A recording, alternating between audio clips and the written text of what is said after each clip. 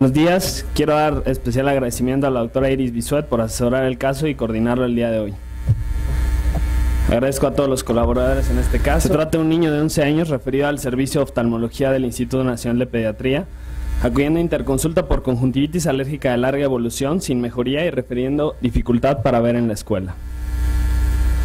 Sus padres son de la población de Marabatío, Michoacán, y niegan consanguinidad, aunque está presente en otras familias del pueblo y de su propia familia extendida. Como antecedentes maternos tiene 4 tíos con retraso mental leve y 3 tías con epilepsia, y antecedentes paternos una tía con aparente opacificación corneal bilateral congénita.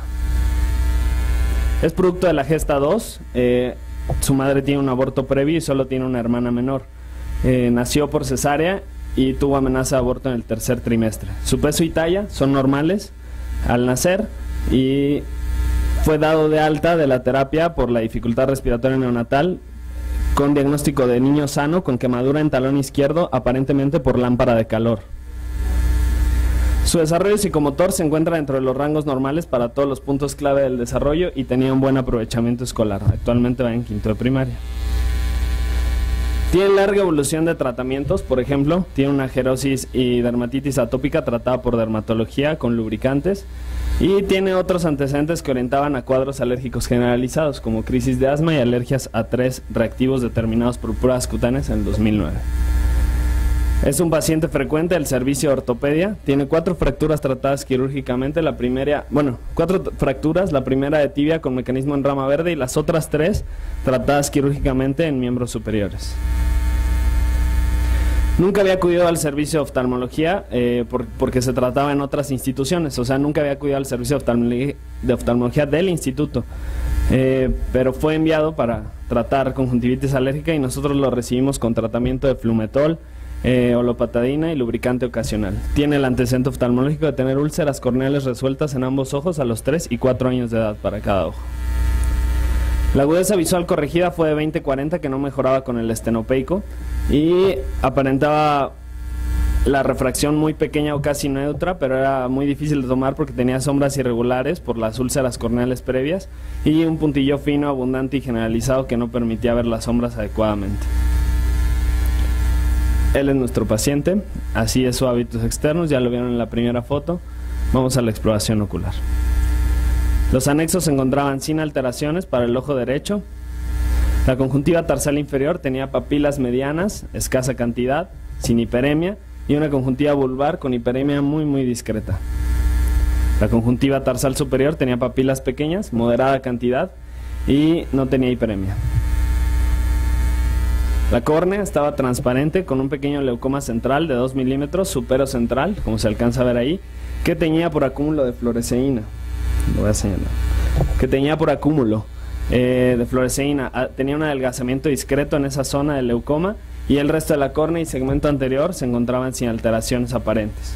Bajo luz de cobalto, la imagen fue la siguiente. Se observa desepitelización puntiforme fina, un puntillo fino en toda la córnea y una tinción por acúmulo que ya lo habíamos mencionado en la zona del leucoma con un tiempo de ruptura discretamente disminuido de 8 segundos. Se tiñó con rosa de Bengala y con la finalidad de detectar zonas no protegidas con mucina, albúmina y no se encontró ninguna alteración. En el ojo izquierdo la exploración fue la siguiente. Los anexos se encontraban sin alteraciones y la conjuntiva tarsal inferior con papilas medianas, moderada cantidad, aquí se ven un poquito más claras que en la foto de conjuntiva anterior, no tenía hiperemia y la conjuntiva vulvar igual con hiperemia muy discreta. La conjuntiva tarsal superior en este caso no tenía tantas papilas, eran escasas, eran micropapilas y la hiperemia era muy leve. La córnea era transparente con un pequeño leucoma central, este era un poco más grande, 2.5 a 3 milímetros, superocentral, y el resto de la exploración fue la misma que en el otro ojo, o sea, sin alteraciones. Bajo luz de cobalto la imagen fue la siguiente. También tenía una imagen muy parecida a la ya comentada, y bajo rosa de Bengala también sin mayores alteraciones ni defectos de mucina. Bueno, entonces con un fondo de ojo normal para ambos ojos y ante estas imágenes clave de la biomicroscopía, las que les mostré, la conjuntiva tarsal superior de ojo derecho, la inferior de ojo izquierdo y el puntillo de la queratitis punteada superficial.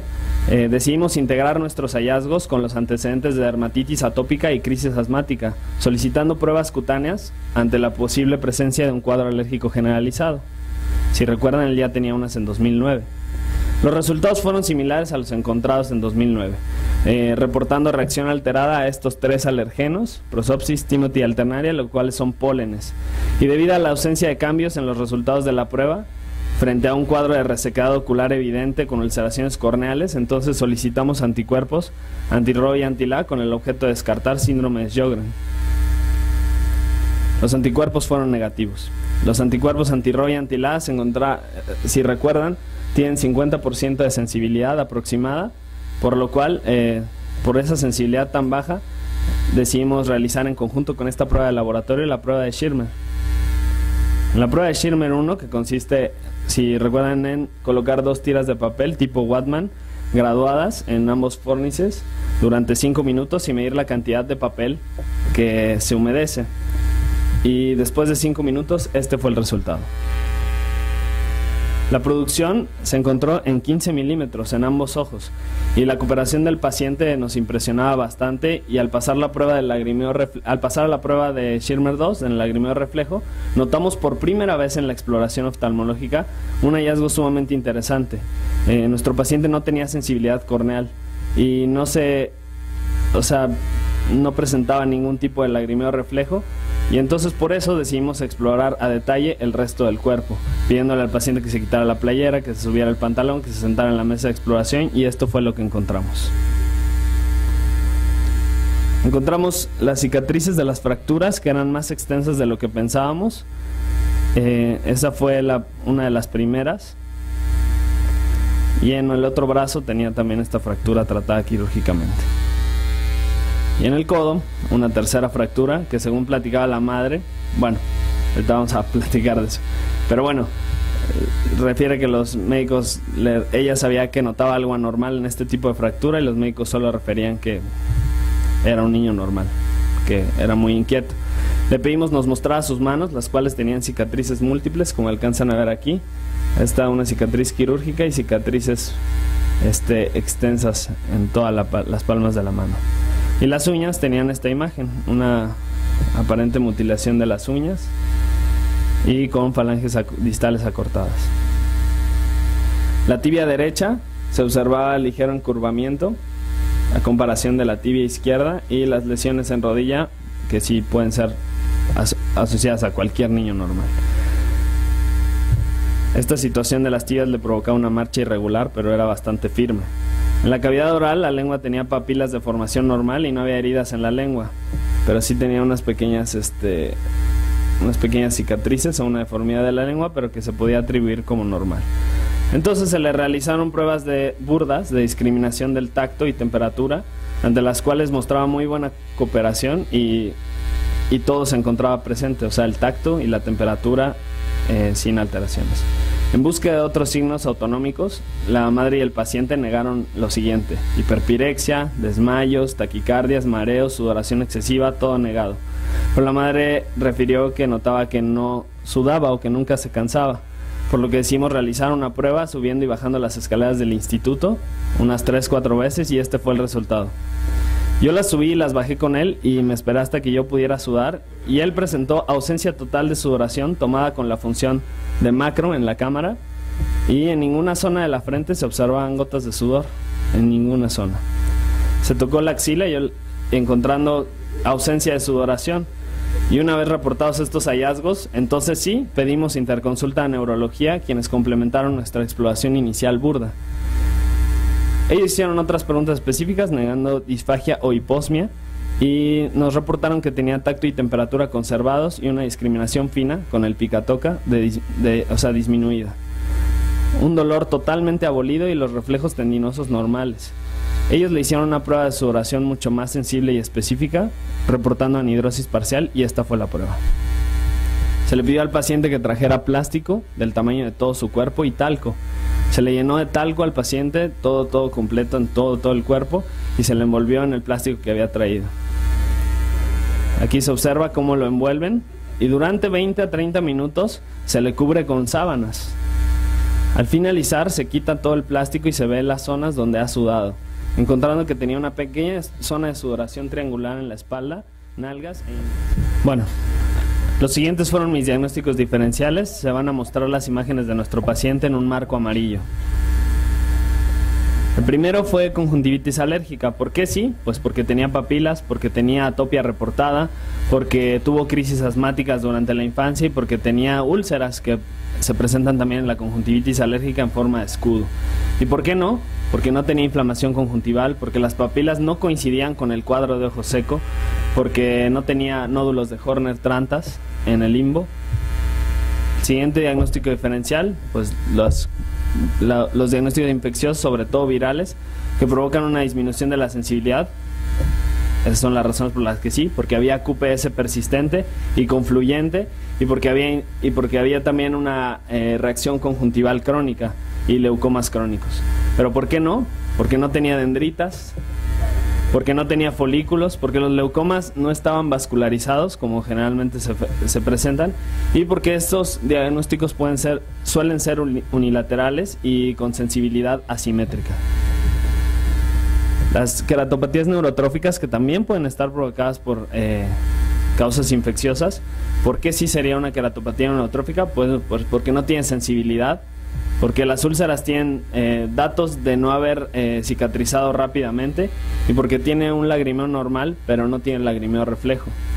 Y bueno, ¿por qué no? Porque no tiene diabetes, porque no tiene antecedentes quirúrgicos ni de lentes de contacto, porque no tiene pérdida de la audición y por eso no podría ser un neurinoma del acústico, por ejemplo, que te provocaría una neurotrófica, y porque no usa medicamentos oculares, causas de neurotróficas.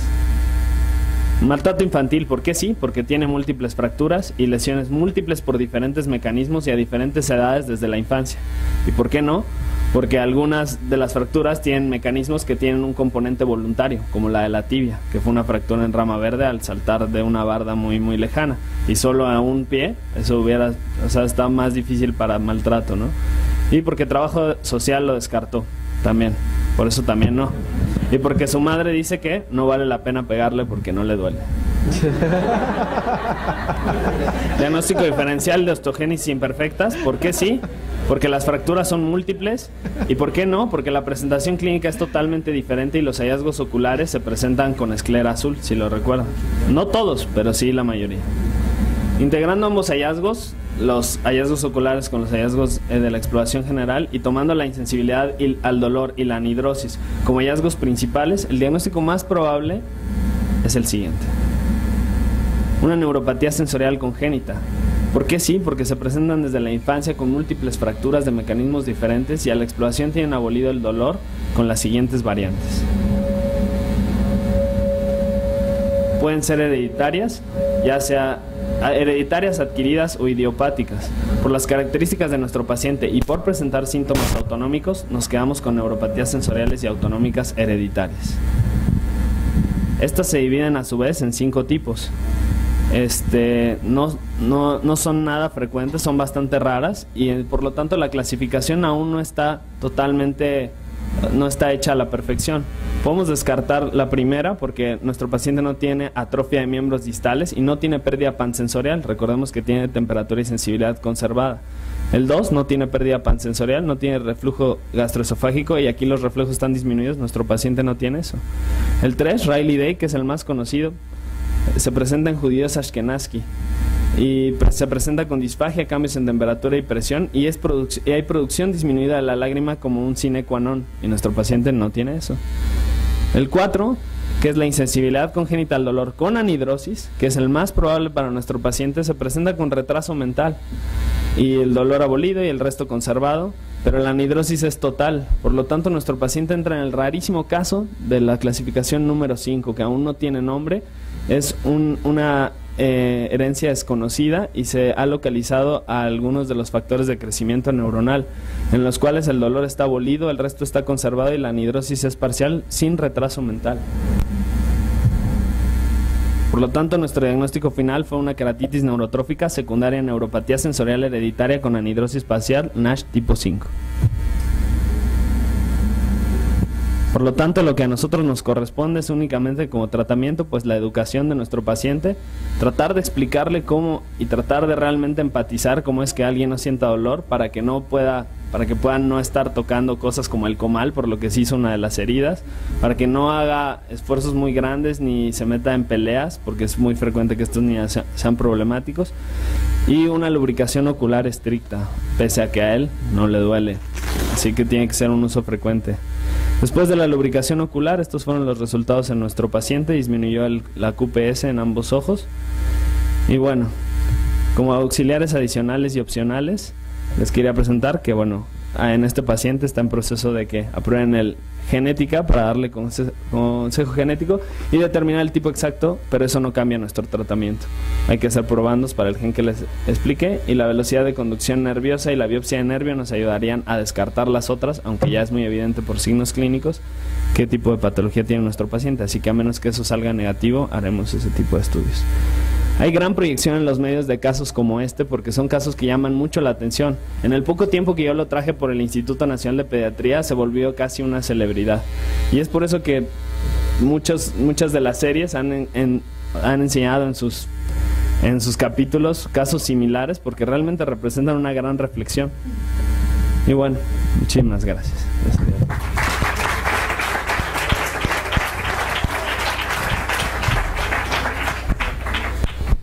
Muchas gracias a la doctora Bisuet por tomarse la molestia.